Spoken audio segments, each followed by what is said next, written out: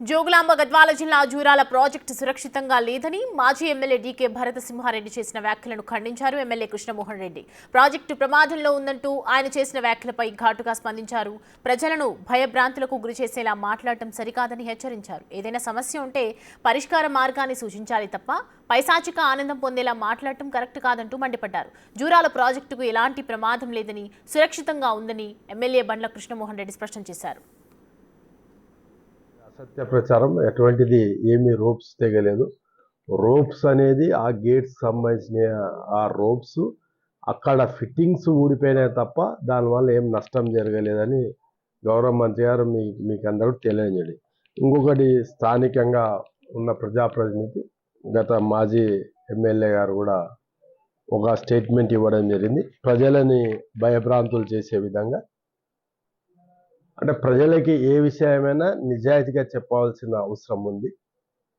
ప్రజలని తప్పుదోవ పట్టించే విధంగా కొన్ని స్టేట్మెంట్లు ఇవ్వడం ఒక సీనియర్ నాయకుడు చేసే పని కాదు.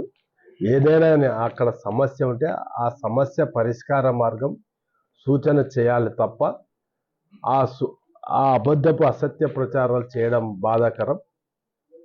మళ్ళీ వారికి చెప్పేదంతోళ్ళం కాదు మేము.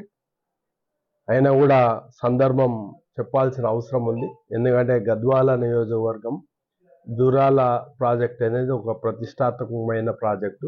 తెలంగాణ రాష్ట్రంలో మొట్టమొదటిగా గద్వాల నియోజకవర్గం నిన్నే కర్ణాటక వెళ్ళి మొట్టమొదటి ప్రాజెక్టు.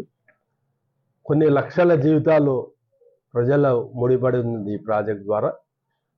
ఈ ప్రాజెక్టు ఏ సమస్య వచ్చినా ఉమ్మడి జిల్లా అయితేమి, మళ్ళా కింద ఉన్న శ్రీశైలం అందరూ కూడా చాలా మటుకి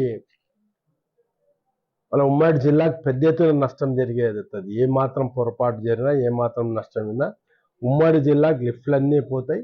కొన్ని వేల ఎకరాలు, లక్షల ఎకరాలు నిరుపయోగమై మళ్ళా గతంలో ఏ విధంగా కరువు కాటకాలకు నిలయమైన ఈ ప్రాంతం మరొకసారి అవుతుంది. అటువంటి ప్రతిష్టాత్మకమైన ప్రాజెక్టు మీద అపోహలు సృష్టించొద్దండి దయచేసి. ఏదన్నా ఉంటే మీరు అపోహలు ఉంటే పోయి చెక్ చేయండి తప్ప దానికి ప్రభుత్వాలు సూచన చెయ్యండి.